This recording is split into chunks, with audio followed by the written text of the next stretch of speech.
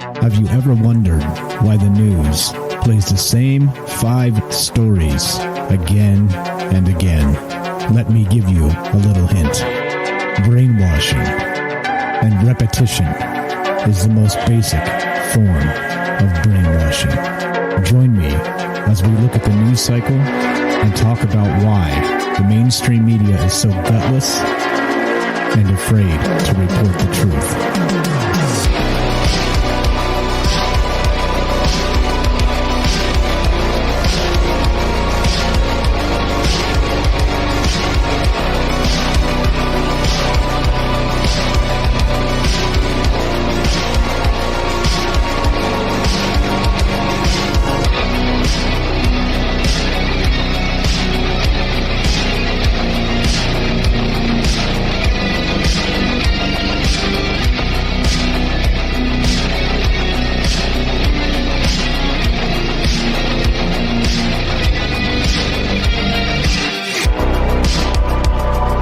What's going on? How's everybody doing? Oh man, just perfect timing for the yes. Well, sometimes things break, and what can you do? I'm your host, Michael Strange. This is Troubled Minds News. This is the show where the conspiracy is the news, and that means quite a lot of things. That means many things in terms of the news cycles, in terms of what's really going on in the world, because increasingly we're living in the 1984 world of George Orwell, aren't we? Like all of the crazy stuff that's happening with censorship and constant war, and then crossing the party and becoming an enemy of the state. And I mean, holy shit! Like literally, you just can't make this stuff up, right? It's like sort of how the meme goes, right? Oh, by the way, 1984 wasn't supposed to be a playbook, right? It wasn't supposed to be a playbook. All right, let's see if that works. That's better. All right, that's better. A little bit of hair issues, but that's all right. What's going on, guys? Hope everybody's well. We got a new thing here. Let's do the new thing. How about the new thing like that? A little bit of the newsroom action going on behind me.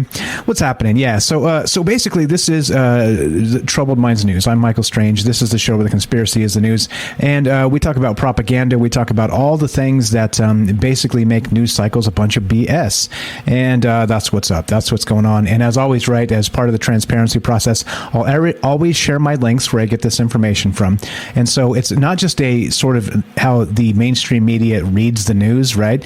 Them reading the news is part of this idea of brainwash, right? Like I said, repetition, brainwashing, that whole bit, sort of omitting key facts to make you believe this or that or the other thing. Well, this is not just that sort of reading the news. It's also citing the sources and saying, look where this stuff's coming from. And there's a whole bunch of other weirdness, right? So that's what this is about. It's not just the news as you would expect, because, well, anyway, you guys already know. If you're here and you've been part of this, well, you already know. So all right, let's do it. Let's get straight to this here. This is from Bloomberg. And speaking of weirdness happening in the world, check this out. Samsung. Before we do that, 702-957-1037. That's 702-957-1037. Click the Discord link at troubledminds.org. The website is back up. It was nothing nefarious. It was not a billing issue. They had a server fail. With the web host. So that's the way it goes. The website broke, but it is back. So troubledminds.org. Click the Discord link. All right, let's get here. All right, Samsung said. I did it again. Samsung, let's do this.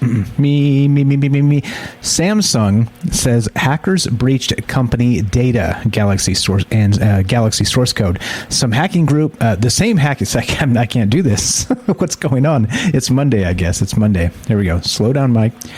Breathe. Everything's going to be okay. It's the World War III. It's getting to me, I tell you. All right. One more time. Let's take it from the top. Samsung says hackers breached company data and Galaxy source code. That's a problem, right? Samsung Electronics Company suffered a cybersecurity breach that exposed internal company data, including source code for the operation of its Galaxy smartphones, the company said on Monday. The statement came after a claim over the weekend that Lapsus $, that'd be LAPSUS, a dollar symbol, a hacking group that stole proprietary information from NVIDIA's networks, had gained access to Samsung data. The Korean electronic giant did not identify the attackers who compromised its systems. Measures to prevent further breaches have been put in place, a spokesperson said via text message. And customers' personal data were not affected. You know how the customers' personal data are never affected? You notice how they always say that? Or they say it was minimized and, they didn't get the, the things they were looking for, these hackers. It's a bunch of PR. It's just a bunch of PR is what it is. A bunch of BS, I guess you could say, is the other way to put it, is that you never really know how much they got until it starts leaking on the web. And it is interesting that I didn't pull the article up itself here, but if this is the same group that actually compromised the NVIDIA systems that just happened again just several days ago last week. It is strange because so what they did is they hacked NVIDIA, right, which is they're best known for making their video cards, okay, and the weird thing about it is becoming that you can mine Bitcoin and other cryptocurrencies with video cards, so it's sort of shot the price of these things up super high. So it's tough to get a nice video card. I was lucky. I got one. I kind of got one from a friend of mine had one and were able to get me one because he had two, right? So he signed up and got some lottery or some other and got two. Something like this. I don't know. I don't know exactly how it works, but basically the price is shot up like crazy and something or other. I don't know. But what they were doing in the terms of the NVIDIA stuff is they didn't want money. They didn't say send us money and we'll give you your proprietary information back. They said what you can do is unlock it so we can mine Bitcoin better is what they want. It's like, what? Like this is the world we live in, right? Like shit is so upside down. It's like they don't even want money. They just want their they want open source and better Bitcoin mining, right? It's unbelievable. Anyway, 702-957-1037. Click the Discord link. Let's continue, shall we? Oh, I didn't link that one. Let's link that one. All right, there we go. I hope everybody's well. Happy Monday. Now that I'm actually speaking, see, usually I'm always talking in my head, like sort of that speaking to myself sort of thing. But yeah, once you actually have to start opening your mouth and like enunciating words, it's hard. Here we go. From the Daily Mail. Richard Branson, age 71, is sued after deliberately sending faulty rockets to space, lawsuit claims. Ooh, ouch. Sir Richard Branson knowingly sent defective passenger rockets into space. A lawsuit by Virgin Galactic shareholders claims. Ooh, by the shareholders even. That's worse. The 71-year-old is accused of concealing his spaceship's problems and selling off $346 million worth of company shares while the stock price was artificially inflated. It is claimed in legal documents that the prototype designs for Virgin Galactic's Unity spacecraft and the Eve mothership used to launch it into space were severely flawed and nowhere near flight worthy. Oh, ouch. That seems bad. Doesn't that seem bad? So in fact, quote, in fact, the prototypes were not meant to be taken into the air, the documents claim. Oh, so this is what the space race is about. It's about cooking the books and pumping up the stock price and then dumping and running like crazy, right? Oh, well, now they're suing him. So here we go. Rather, they were meant to provide a starting design point for the company to create its own commercial-grade vehicle that was safe and flight-worthy. Two things Eve and Unity certainly were not. And that's the well, yeah, whatever. Anyway, the lawsuit also alleges the spacecraft were not designed for commercial purposes, had cracks develop after every flight, and lacked appropriately scheduled maintenance. Did you catch that? Had cracks develop after every flight. What in the world is going on with this? If this is even remotely true, this is terrifying because, yes. It also accuses the company of a cover-up when VSS Unity was severely damaged during a test flight in February of 2019. And it claims, quote, the entire crew was almost killed due to a mechanical issue caused by human error. But this went undisclosed at the time. A mid-flight disaster in October 2014 destroyed the company's first spaceship, VSS Enterprise, killing its co-pilot and severely injuring the pilot. And this, of course, ladies and gentlemen, is why we cannot have nice things. And you tell me, this is this a perfect classic case of a pump and dump? We're going to space, guys, and make a bunch of fake shit that doesn't really work, and then the stock price goes up, and then you sell it, and then that's that, right? Yeah, I don't know. You tell me. A little bit crazy here. This is the guy, Richard Branson, of course, of Virgin Galactic, right? This is the guy that's made a bunch of money back in the day with, was it Mariah Carey or something? Something like that with Virgin Records. I don't know. Anyway. 702-957-1037. Click the Discord link at troubledminds.org, and the website is back up. It was a server issue. Everything's back. All right, let's continue, shall we? Let's go to this. And I see this political stuff, and I just like smash my forehead, right, and want to punch myself in the face. Look at this. This is from actual Yahoo News. Yahoo News. Yeah, that's right. There's still a thing. Listen to this, and I'm going to ask you if this makes any sense. Pump and dump. What's up, Trey? That's like a bad prom night story. Yeah, right. Former National Security Advisor John Bolton says Putin was waiting for Trump to withdraw the United States from NATO in his second term, right? And this is how like petty these like grown. You can't even say they're grown adults. These grown children are, right? This is pettiness to its extreme. Now, John Bolton, of course, a famous warmonger, by the way, said this. Now, does this make any sense to you? Former National Security Advisor John Bolton said Putin was waiting for Trump to withdraw the U.S. from NATO. He previously warned that Trump would have withdrawn from the alliance if he'd won a second term. Bolton said Trump's main interest in Ukraine was trying to find Hillary Clinton's computer server. What? Okay. All right. So when I saw this headline, it was more just like wanting to punch myself in the face. All right. That's number one. Number two. So if Vladimir Putin was waiting for Trump's second term to withdraw from NATO so he could do exactly what? Exactly like he's done? Invade Ukraine? You see, like these children make no damn sense. And again, not defending the Orange Man and with the Orange Man bad and all the rest of that. He did have some things he was correct on, like everybody's correct about some things. And everybody hated him, and I get it. But look, like you at least make like a decent argument, okay? A decent argument, because this is not. Okay, so Vladimir Putin was waiting for Trump to withdraw from NATO in his second term. So he could do what? What? He did it anyway. Like you see, like at least pack some logic. Please pack some logic in what you're trying to claim here. Please, John Bolton, the walrus with the walrus mustache, get out of here, bro. You people are like children. It's embarrassing. All right, here we go. Let's go to this. Let's go to what is this? San Francisco Chronicle. Oh yeah, this is news for people who never got COVID. What are the odds they never will? Here's what experts say. As pandemic, I'm just going to read straight from the article. As pandemic restrictions ease, some of the estimated 57% of Americans who have not yet contracted the virus may be wondering, if I start to live more like normal, going mask-free at restaurants, shopping, and even parties, what are the odds that I will never get COVID-19?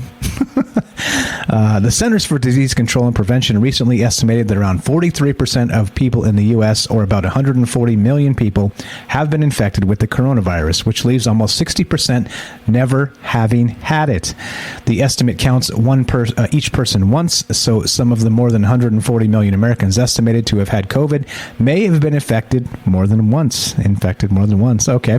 While during the Omicron surge, experts, God, I can't read, and public health officials cautioned that the highly contagious variant would infect many people. They don't think ending up with the virus is inevitable, at least in the near future. But they say it's going to require a fine balance as we transition into the endemic stage of COVID-19. Quote, the quotes. From my perspective, no, it's not inevitable. Over the next year or two, said UCSF Chair of Medicine Dr. Bob Wachter, who also hasn't gotten COVID yet. Wouldn't you know? He said when case rates are low, as they are now in the Bay Area, the roughly 60% of the population that has not had COVID is unlikely to get it, since they won't be exposed very much. Oh, all right. I see. I mean, do I? I'm confused.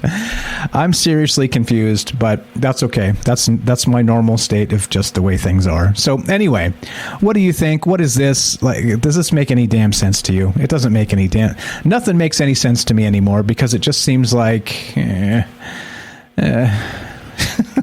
why? 702-957-1037. Click the Discord link at troubledminds.org. What's up? I'm watching the phone lines, watching the Discord chat. Pop on here and say hi. What are your comments on this or anything else as we do our thing? And let's take a quick break and get a word from our sponsor, which of course is you. Are you digging the show? If so, you can support us quite easily and at no additional cost to you if you already have an Amazon Prime account. Since we stream on Twitch every day, all you have to do is link your Amazon Prime account to your Twitch account, and they give you free games on a monthly basis for your personal use, and also a bonus $5 a month to send to your favorite streamer as a way to bring more people to Twitch. And all you have to do is sync up the two accounts and click subscribe. Thanks for considering us. Okay. All right. Welcome back to Troubled Minds News. I'm your host, Mike Strange. Let's roll it. We got this. This is from Fox Business. And Fox Business says this. U.S. natural gas companies targeted by hackers before Ukraine invasion, per a report. Oh, that's interesting. I wonder if this whole fuel situation with $7 gas is in California, because that's real and happening. If this was part of a larger plan, I don't know. I mean, I'm not really a conspiracy theorist per se. It's just like I kind of like to defend free speech, and speculating to things outside of the party line. Well, if you want to call that a conspiracy theorist, fine. I don't. I just think that able to think for yourself is an important thing. And so let's take a look at this.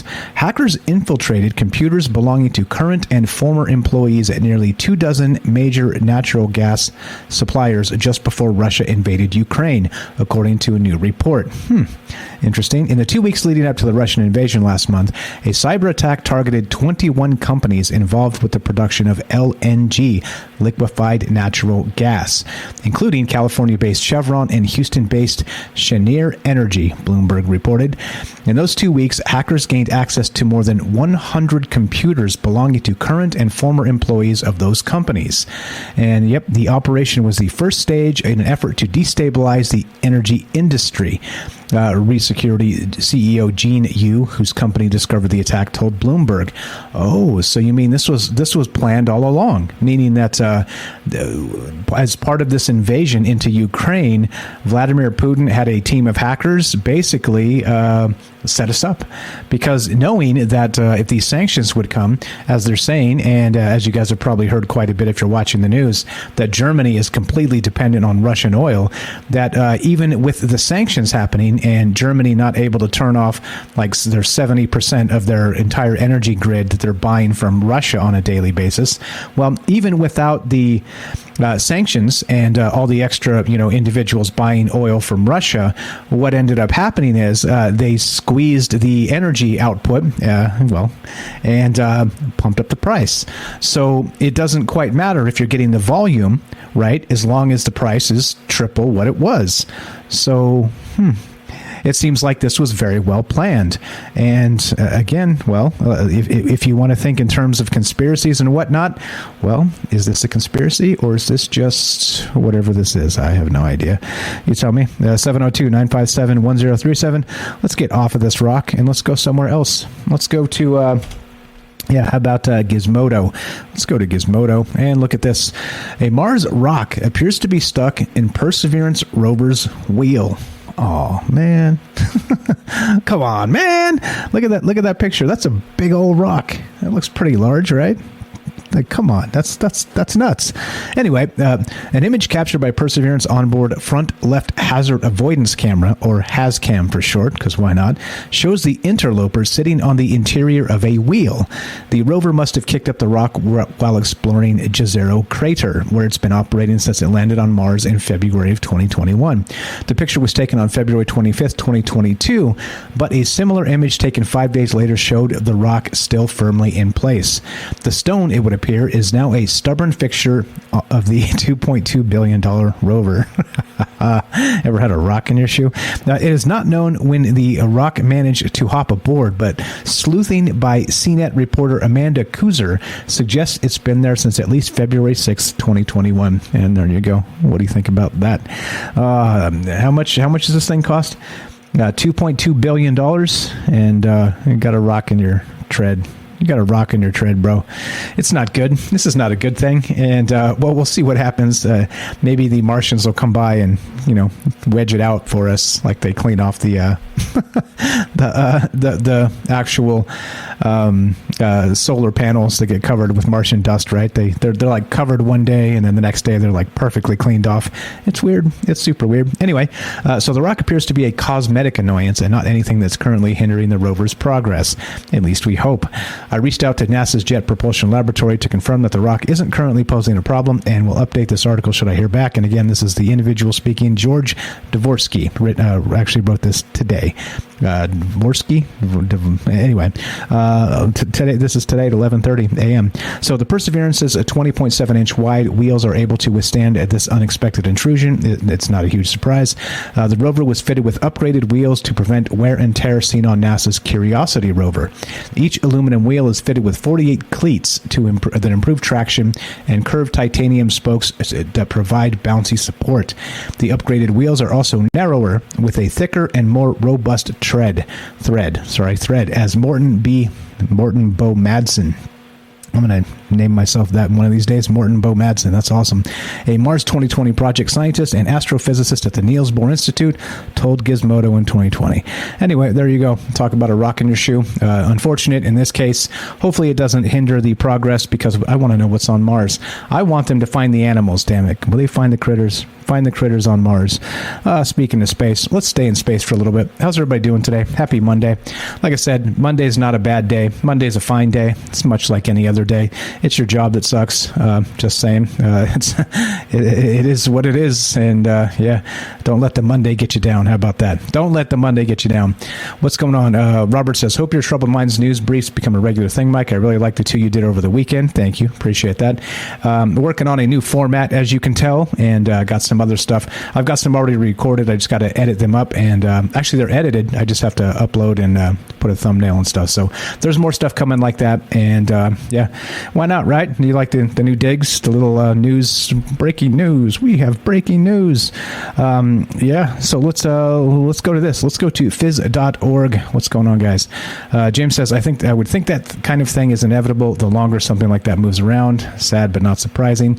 Yeah, let's hope it doesn't really break anything. That would be nice.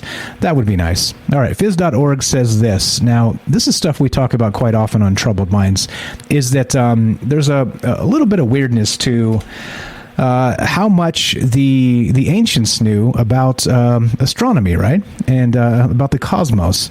And this is again from March 7th. It's today. How did ancient civilizations make sense of the cosmos? And what did they get right? Yes. Let's see. This is again talking about the Antikythera mechanism and how it was in the spring of 1900. They found these Greek sponge divers, pulled this thing up out of the bottom of the ocean, and it was...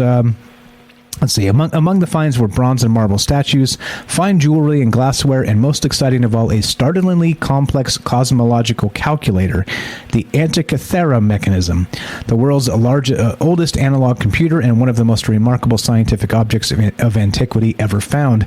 This mechanical model of the solar system is thought to date between the 3rd and 1st centuries BC. Now fractured into 82 fragments, there is surviving evidence of 30 bronze gears. However, researchers believe this this highly sophisticated device originally included at least 69 intricately engineered meshing gears that enabled the ancient Greeks to track the phases of the moon and the positions of the planets, and even to predict the timing of lunar eclipses decades in advance.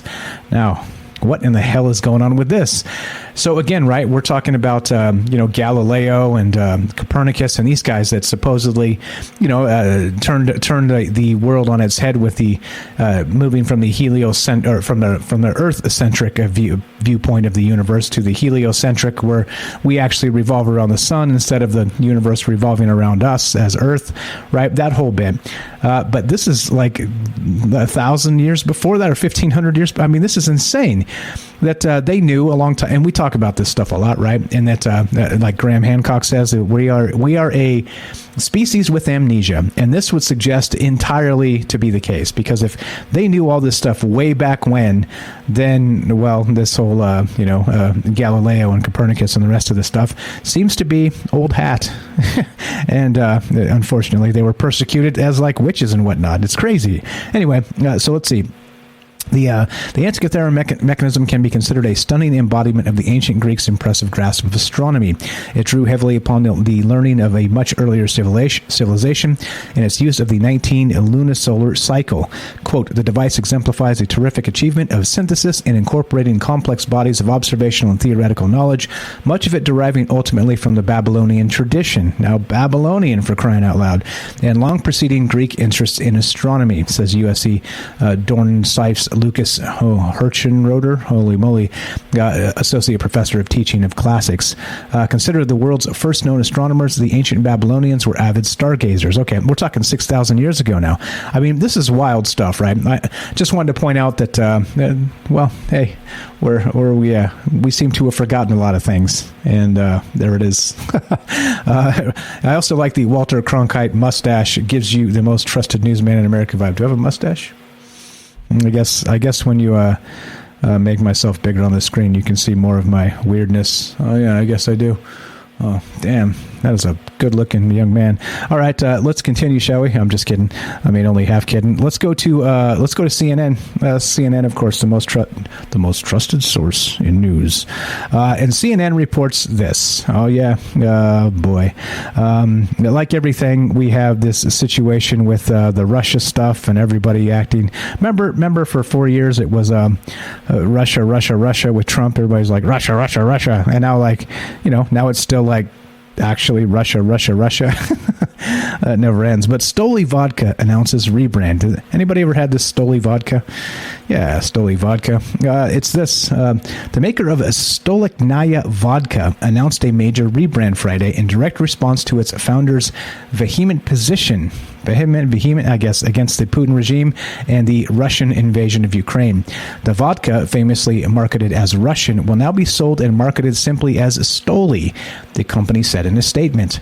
Stoli Group's founder, Russian-born billionaire Yuri Shefler, was exiled from that nation in 2000 because of his opposition to Putin. The liquor has strongly been marketed as Russian vodka, but its production facilities have been in Latvia since that year. Stoli Group is a unit of Luxembourg-based SPI Group. There you go. Earlier this week, Stoli Group announced it would only use Slovakian sources to make sure that none of its ingredients are sourced from Russia. Officials in states from Ohio to New Hampshire have called on liquor stores to remove Russian-made or Russian-branded products from their shelves, which in most cases means vodka. Apparently, it's not a stereotype that Russians drink a lot of vodka. Some bar owners have even dumped out Stoli vodka in protest. Oh, what a waste. I can't really drink this stuff anymore. I'm too old for this crap. But I don't know. What do you think? Stolichnaya? I think that's how you say it. But to be perfectly honest, I've never actually said that full name out loud anyway, because I've always called it Stoli vodka. So I don't know. You tell me. Too much. I mean, like at some point, like I said, if you want to do something, there are ways to send money to Ukraine, right? And not just buying bullets. If you're a pacifist, fine. There are still ways to help. You can buy food and medicine and things like this and send it to the people that need it over there. There are ways to help, right? But pouring out vodka, I'm not so sure that helps much of anything. I mean, what do I know, though? What do I know? I'm just a knucklehead on the internet with a microphone. That's that. So I don't know. What are your thoughts on this? Do you think that this whole idea, it drives me a little bit nuts? I saw this thread on Twitter, by the way. I didn't pull it up because I didn't dawn on me to match it up with this story here. But in terms of, punishing the Russian people for what Putin is doing and what their military is doing, that seems short-sighted at some point, right? I mean, I get you got to put some pressure to make people stop horrific things, and horrific things are happening. But one person said that, hey, I'm a Twitch streamer, and they're a Twitch partner, and so it's their only source of income. And PayPal has been shut down in Russia now. Twitch has stopped paying out their monetary stuff to people in Russia. So they're like, thanks a lot. My only actual revenue stream has been completely cut off because of something I had nothing to do with. Right? Thanks very much, world. Good looking out. Right? And he's completely right. Like, at some point, you can't punish the people because, look, the MasterCard, Visa have backed out. They've shut down the banks. Like, it's ugly. It's ugly out there. But what's actually happening with who's taking the brunt of this, right? The Putin's still in his bunker with all his food and all his nukes or whatever the hell's going on over there. But now it's people, right? The economy is collapsing, and it's going to be riots over there soon. They're already arresting people, and it's ugly. It's ugly. But anyway, do you think it's too much? Do you think at some point it's like, hey, let's lay off the Russian people and do something to the military, do something to Putin, do something, right? I don't know. I don't know what those answers are. I know it's a very sticky situation right now, especially in light of some of the information over the weekend with maybe Putin being mentally compromised somehow. But I don't know. You tell me. Like I said, I'm just one guy. I don't have answers here. But do you think just pouring out vodka and changing names is going to do anything? I've always called it Stoli. Have you ever called it Stolichnaya? I haven't. So literally nothing changes here. I don't know, other than perception, right? Perception. Gotta love that perception. 702-957-1037. That's 702-957-1037. Click the Discord link at troubledminds.org. That's the website. It's back up, and everything's good. And it wasn't what I thought it was. They had a server problem, and, well, it's fixed now. So there you go. And let's do this. We're going to take a quick break and get a word from our sponsor, which, of course, is you. Be right back. More Troubled Minds news with Michael Strange on the way. Okay, welcome back to Troubled Minds News. I'm your host, Michael Strange, and let's keep on trucking, shall we? There's more here. There's always more. Let's go to sci-fi.com. One of my favorites, Stolichnaya. Okay, like I said, I've never said it in my life until today. Literally until today. I've always called it Stoli. Always called it Stoli. Anyway, let's look at this. It might be like the Matrix inside a black hole. Wow. The subheadline, this is amazing. This is written by Elizabeth Rain. You take the red pill, you stay in Wonderland. And I show you how deep the physics rabbit hole goes. Yes. Whatever is deep inside of a black hole remains in the dark, but there may be a way to at least predict the unmentionable things in its bowels. Yeah, it is impossible to see inside black holes. Any spacecraft would be instantly crushed by the gravity, etc. Even the most powerful telescopes cannot see what lies behind the event horizon. We all know this. The only way to shed light on something from which light cannot escape is theoretically. But there are issues when theories collide. New physicist Enrico Rinaldi of the University of Michigan, who led a study recently published in PRX Quantum, has figured out how to possibly do this in a way that is kind of like the Matrix. Oh, all right, nice. Before you can imagine an extension of the Matrix universe inside a black hole, you need to understand holographic duality. Oh, yes. See, now we're talking. Aren't you glad you showed up today, guys? Monday's not as bad as it seems. We're talking about holographic duality. There is only space-time, it says. Gravity warps space and time in Einstein's general theory of general relativity. No particles. Inversely, there are only particles and no gravity in the standard model of particle physics. Holographic duality tries to equalize these theories, meaning gravity translates into particles and vice versa. Objects in either theory may be called different things, but in the end, they are the same. X equals Y. Now, enter the matrix.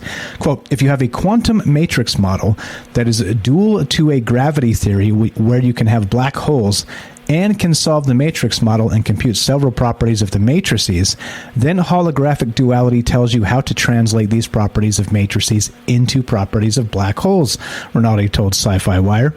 All right, you following? You following? I'm not. This is smarter than me. Quantum matrix models represent particle theory. Black holes exist in gravity theory. Therefore, it makes sense that if particle theory and gravity theory are the same, then particles in a matrix model can give more insight into the gravity of a black hole. This is where it starts to get almost sci-fi.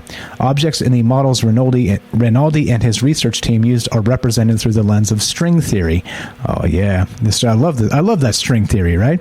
Is there another version of Michael Strange out there that's maybe on CNN right now reading propaganda? Maybe not. Who the hell knows? String theory also tries to unify general relativity and quantum physics. Okay, cool. Okay, anyway, there's more to this. Matrix models, black holes, you tell me. You put the itch in Stoli. I just say Stoli. 702-957-1037. I'm not watching the phone line, so sorry if somebody called. Let me check. Oh, no, we're good. Nice and clear. Click the Discord link at troubledminds.org. Let's continue, shall we? Let's go back to space. ScienceAlert.com says this. ScienceAlert.com. Let's go here. Giant bubbles expanding from the Milky Way could be explained by a single event. Uh-oh.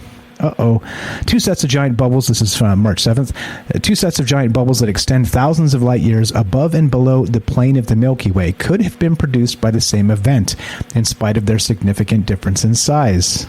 They're called the Fermi bubbles and the E-Rosita bubbles, E-R-O-S-I-T-A, and astronomers believe they were the result of activity by the supermassive black hole in the center of the Milky Way, Sagittarius A. Since one set of bubbles is much bigger than the other, it hasn't been clear if they were produced at the same time or by separate events. The Fermi bubbles, detected in 2010 and filled with hot gas and magnetic fields that emit gamma radiation, extend 9 kiloparsecs. That would be a mere 29,354 light years above and below the galactic plane for a total size of 18 kiloparsecs. It's so hot. Kiloparsecs. They also have a microwave counterpart referred to as a microwave haze. Anyway, the E-Rosita bubbles, emitting X-ray radiation, extend around 44,000 light years in either direction from the galactic center for a total of 28. There you go. At that size, they engulf the Fermi bubbles entirely. Okay, so anyway, point being is that a team of astronomers, used numerical simulations to narrow down the supermassive black hole activity that could produce the bubbles as we see them, choosing from two possible phenomena: giant winds blowing from Sagittarius A or astrophysical jets. The researchers found that astrophysical jets are more plausible. All right, that's fine, right? That's totally good. What's going on, James? Physics and science time are all way above my head. There's some amazing people that call into the show and talk about these things, and I listen and get a little bit here and there. Yeah, I mean, I can kind of follow the basics. I know a little bit about a lot of things, but I don't know a lot about a lot of things. You know what I'm saying? So what can you do? That's why we have help from amazing people like you. 702-957-1037. Click the Discord link, troubledminds.org. Where are we at? Yeah, there you go. There's our detractors, James. These guys just tell ghost stories on the internet. Okay, whatever. Let's go to this. Speaking of crazy stuff going on in the world around us, Elon Musk.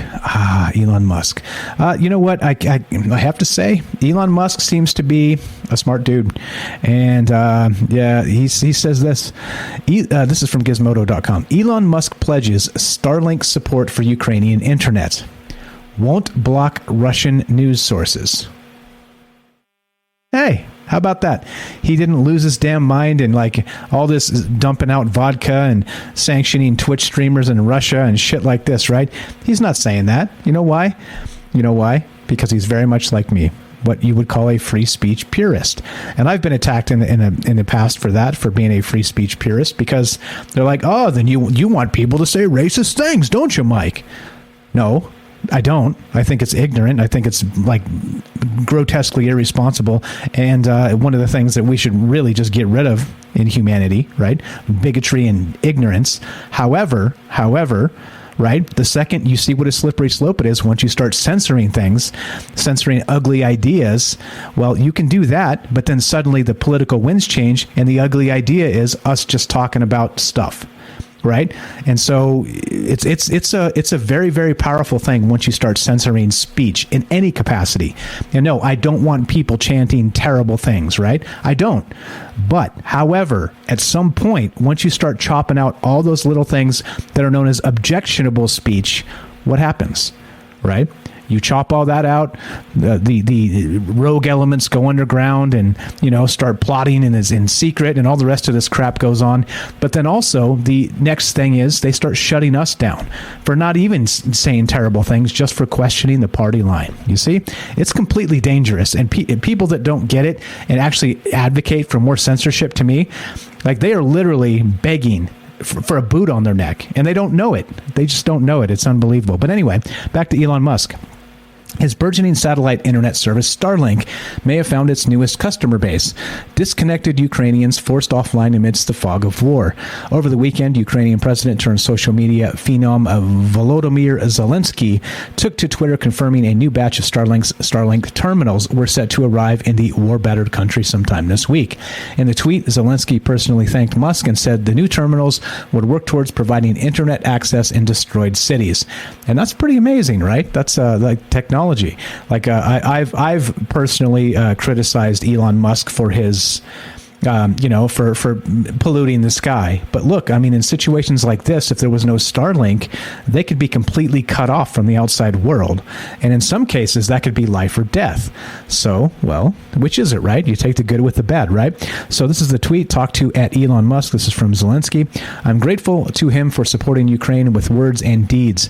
Next week, we will receive another batch of Starlink systems for destroyed cities, discussed possible space projects. But I'll talk about this after the war. See? Interesting, this guy. The most interesting man in Ukraine, for sure. SpaceX started ratcheting up its efforts in Ukraine about 2 weeks ago following a public plea. And so anyway, point being is that Elon Musk has said, hey, I'm not going to do this. I am not going to actually set this up where I'm making censorship calls with my technology. And so go ahead, run the Russian propaganda. I'm not going to block it. We could, but I'm not going to, because we have to see their side of the story too. Okay. And that makes sense to me. Even if it's garbage, even if it's, baseless in many ways, let's see what they have to say. I think that's reasonable, right? If you allow one side of propaganda, shouldn't you allow the other? And if you don't, well, then shut it all down. And then we have a bigger problem, don't we? So I don't know. What do you think? 702-957-1037. That's 702-957-1037. Click the Discord link at troubleminds.org and we'll put you on the show. Easy peasy as that. What else do we got? What else do we got in the chat? How's everybody doing? Let's see. What's up, Dre says, isn't that the point of affecting the population, for them to wind up pressuring their president to stop his insanity? Yes, that's true regarding Putin, but I think you have to be able to get through to the dude. I mean, we can't even get through to our, local representatives. Like, how the hell could we ever get through to, Joe Biden? You know what I mean? Like, the dude who can't tie his shoes, right? Like, he's not hearing anything. So I don't know. And Putin supposedly lives in his own bunker, and yeah, and have you seen the meetings with him, by the way? Having meetings with his trusted advisors. He's sitting at a 30-foot long table on one end, and they're all smashed down on the other side, like he's waiting for somebody to shank him. I'm sure he's feeling more like Julius Caesar every day. And by the way, the Ides of March are just around the corner, so wink, wink, if you know what that means. Anyway, we can hope, right? We can hope. Anyway, let's keep on trucking. Let's go to you today. You today, yeah. Me today, you today, us today. Happy Monday. Ancient Bitcoin wallet holding 407 Bitcoin comes to life. Oh. Yes, ancient. I like how the terms change and ancient becomes 2013. According to data provided by Whale Alert, a Bitcoin wallet containing 407 Bitcoin, that's $15.5 million at press time, has been activated for the first time since 2013. And so, this is what I'm saying. That hodlers unite. When you hold some coins and don't really look at them, and then maybe come back, I don't know, 10 years later, maybe You're a millionaire. So the coins were initially worth $355,000, which means they have appreciated roughly 4,266%. Bitcoin is currently trading at roughly 38,000 on major spot exchanges. It's possible that the wallet came out of dormancy after its owner finally managed to unlock it. One also shouldn't rule out that someone had such a high level of conviction. Yeah, right? Over the past few months, several similar Bitcoin wallets came to life after years of inactivity. Addresses that date back all the way to 2011 typically attract the biggest amount of public interest, since they could possibly linked to none other than Satoshi Nakamoto. Satoshi Nakamoto, right? Meanwhile, a dormant Ethereum wallet containing more than 5 million worth of ETH awoke in late February. So there you go. In case you guys bought some coins back in the day and you're wondering if you're a millionaire, well, don't lose the keys to your wallet, because it becomes a very big problem, doesn't it? A very big problem. All right. So if you want to be part of the show, what are your thoughts on this or all the rest? 702-957-1037. Click the Discord link at troubledminds.org and put you on the show. I see you guys out there. Yeah, if only the Ides would happen again. Indeed, right? Indeed. Where we at time-wise? I think everything is perfect. My timing is like crisp, I tell you what. Which means we're going to take a quick break. This is Troubled Minds News. I'm your host, Michael Strange. I'm me, you're you. Together we're us. Don't go anywhere. More after a word from our sponsor, which is you. Are you digging the show? If so, you can support us quite easily and at no additional cost to you if you already have an Amazon Prime account. Since we stream on Twitch every day, all you have to do is link your Amazon Prime account to your Twitch account, and they give you free games on a monthly basis for your personal use, and also a bonus $5 a month to send to your favorite streamer as a way to bring more people to Twitch. And all you have to do is sync up to 2 accounts and click subscribe. Thanks for considering us. All right, let's keep on trucking. Let's go to inverse.com, and this is hot. This will work. This will do for a Monday. What's up, Bernaise Sauce? I see you there, buddy. We got this study. All right. Somebody back in college, I was taking those generic like sort of health classes that all the garbage stuff they make you take back then. They're like, oh, you want to learn how to do this? Well, you can't do that till you learn all this other shit you don't want to know. Then we let you learn this other stuff. It's like it's like a racket. Anyway, let's go study. Mopping with this household cleaner is like breathing car exhaust. So my point is, back in that health class in college, way back in the day when I was a young man, they were discussing exactly this. In March of 2020, alarming facts about COVID-19 piled onto an already anxiety-withered public, lab studies found that the virus lingers on surfaces. Bus seats, shopping carts, and door handles suddenly seemed ominous. By the summer, scientists had concluded the novel virus loses its ability to infect soon after it's expelled from the body. Inanimate objects pose little risk. But the world had already adapted to the cleaning craze. In a 2021 survey, people had increased their frequency of cleaning by about 70%, and the amount of cleaning product they used by 74%.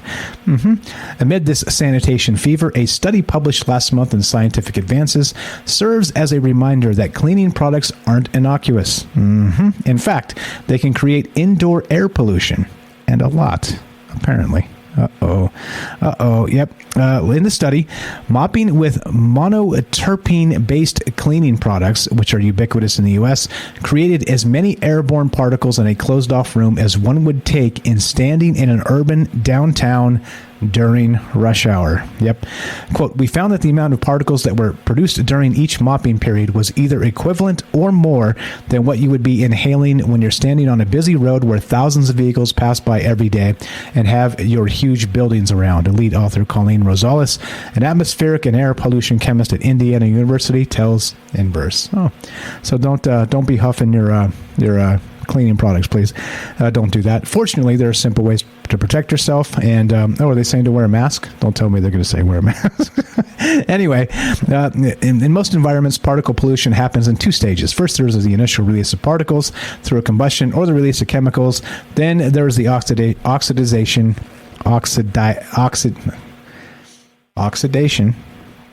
Wow. Of the volatile organic compounds, or VOCs, released. VOCs are a class of compounds that quickly evaporate into the air and are easily inhaled. They occur naturally and are also emitted in many common household products, including paint, paint strippers, glue, varnishes, pesticides, cosmetics, deodorants, and cleaning solutions. After VOCs are distributed in the air, they come into contact with an oxidant in the home, usually ozone, and are distributed again, usually more thickly than the first time. So they can irritate eyes, nose, throat, cause headaches, loss of coordination, nausea, and damage the liver, kidneys, and central nervous system. Anyway, don't do this. Don't just stop cleaning, guys. Just stop. It's not healthy for you, and maybe wear a mask. I don't know. If you want to read the rest, go ahead. It's just making me mad. Anyway, because of course, right? My point with that is that we have the FDA, the Food and Drug Administration, right? That's supposed to keep shit that's like killing us off the shelves, and that, like, everything on the shelves is killing us. It's like more part of that upside down, right? Which makes no damn sense. 702-957-1037. Click the Discord link at troubledminds.org. And let's see, where are we? Let's go here. Let's go to this. SciTech Daily. Well, we've been talking about this quite a bit because these fast radio bursts are weird, interesting. They haven't really quantified exactly what these things are yet. There's been some speculation at the very beginning when they first detected these things. They found repeating ones. They thought maybe they were alien signals from another time, another place, etc., so on. Well, this is the closest one they've ever found. This is from March 6th, and yep. Let's see, since the first event was detected 15 years ago, improvements in our instruments and dedicated arrays have led to many more detections. In another milestone, an international team of astronomers recently made high-precision measurements of a repeating FRB located in the spiral galaxy Messier 81, that would be M81, the closest FRB observed to date. The team's findings have helped resolve some questions about this mysterious phenomenon while raising others. The international team was made up of researchers from the Netherlands Institute for Radio Astronomy. There's a whole list of them. I'm not going to read all those. Their findings were described in 2 papers published in parallel this week in the journals Nature and Nature Astronomy.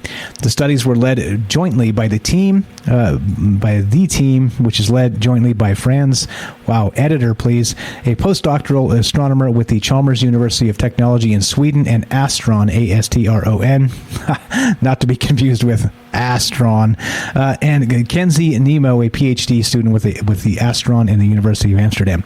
As they describe in their papers, the team set out to make high-precision measurements of a repeating FRB discovered in January 2020 in the constellation Ursa Major, that would be the Big Dipper. To study the source with the highest possible resolution and sensitivity, the team combined measurements from multiple instruments, blah, blah, blah. Let's see. Quote, we wanted to look for clues to the burst's origins. Using many radio telescopes together, we knew we could pinpoint the source's location in the sky with extreme precision. That gives the opportunity to see what the local neighborhood of a fast radio burst looks like. Yep. All right. So magnetars is what they're saying. However, these latest findings suggest that they may be linked to magnetars that formed when a white dwarf became massive enough to collapse under its own weight. Massive enough. Something that has been predicted but has never been seen before. Team member Jason Hessel is a professor with the University of Amsterdam and Astron explained, we expect magnetars to be shiny and new and definitely not surrounded by old stars. So if what we're looking at here really is a magnetar, then it can't have been formed from a young star exploding. There has to be another way. And so, of course, the plot thickens, and they're still trying to figure out exactly what the hell's going on here. But, well, what do you think? You think it is aliens trying to contact us? Aliens. Speaking of aliens, we're going to do aliens tonight on Troubled Minds in a different way because, well, that's how we do it, right? Just talking about aliens is so boring. It's just so boring anymore, right? But I got some ideas, as usual. I got an idea for a show tonight, and you'll see. And we'll get there at 7 p.m. Pacific and do more crazy, wacky stuff. What are your thoughts on this, all the rest of these things? Does anybody have a Bitcoin wallet you haven't touched since 2011? If you do, contact me because I'd like to know how much is in there because, no, I'm just kidding. It's none of my damn business. That was a joke. That was a bad joke. 702-957-1037. That's 702-957-1037. Click the Discord link at troubledminds.org. We'll put you on the show. Easy as that. Let's go to this. BigThink.com. Oh, yeah. BigThink. This is where things start to get weird, right? Big bacteria. Yep. Impossibly big bacteria rattle the field of microbiology. Uh-oh. What's up, Jay? Jay in New York. How you doing? Jay from Binghamton. Check this out. A giant bacterium evolved differently than fundamental models of biology would have predicted. Simply put, these bacteria shouldn't exist. Well, look at that. Look at that big old thing. Eee, gross. Yep. Okay. Anyway, let's see. Technically, the species of the big bacteria is named Thiomargarita magnifica. Yes, which could also be translated big sulfur pearl. But margarita is cooler, of course. A couple years ago, however, it did not have a name. Only a handful of scientists knew it existed, and they had no idea it was a bacterium.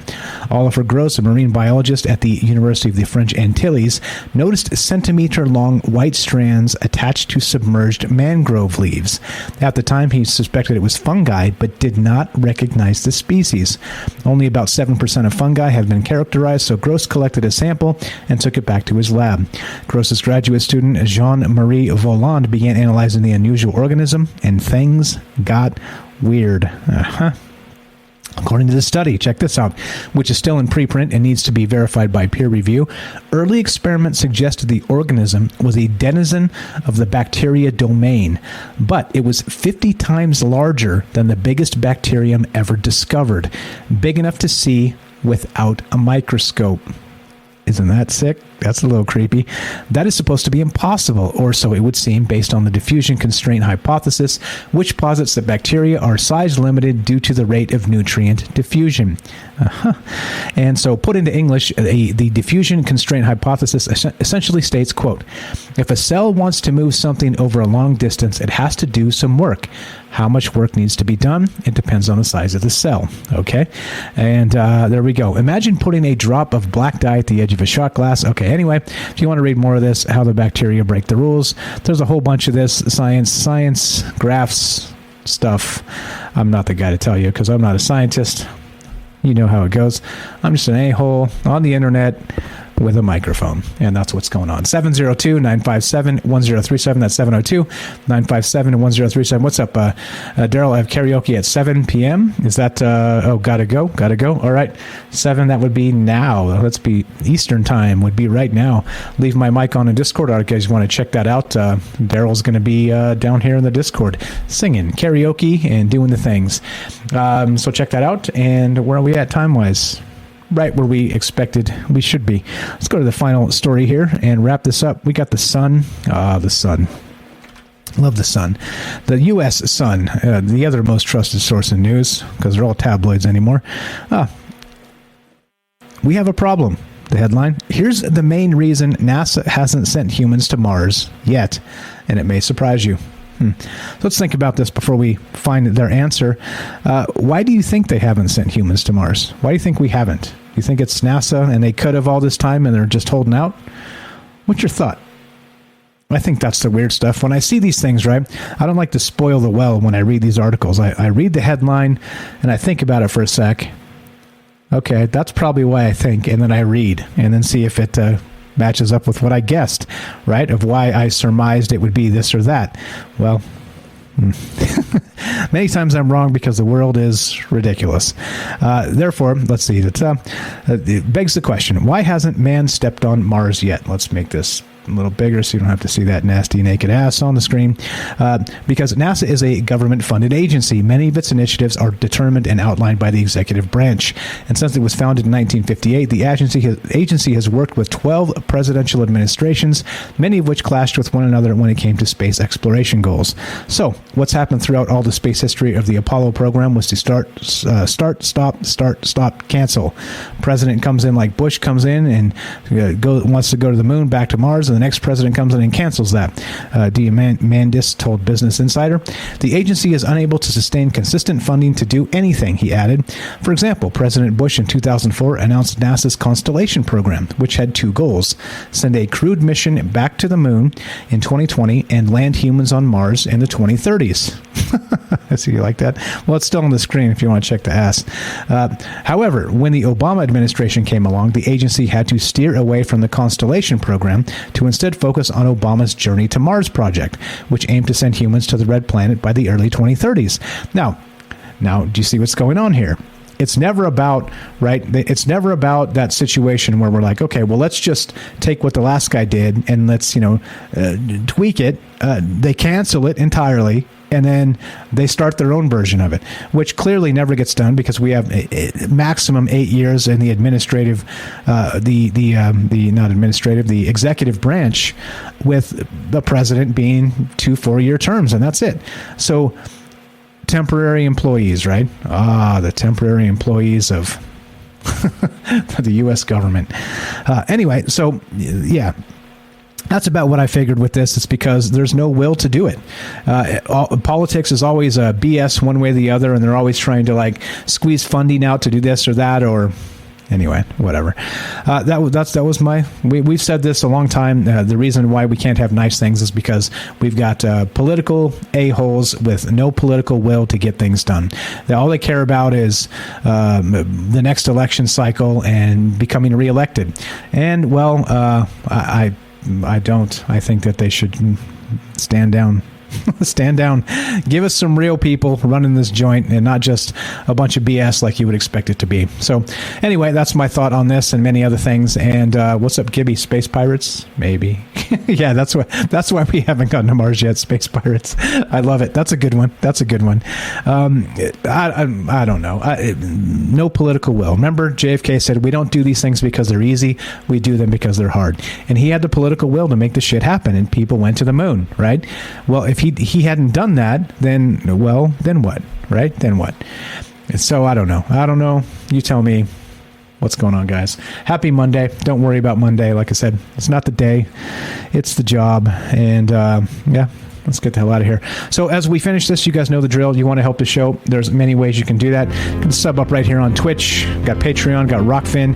We got listen to the podcast feed. If you listen to the podcast feed, kicks a few cents my way. You can find that Spotify, iTunes, Android, Podcast Addict, or Stitcher, or wherever you listen to your podcast. Do that. You help the show that way. Spread the word the good old-fashioned way. That helps as well.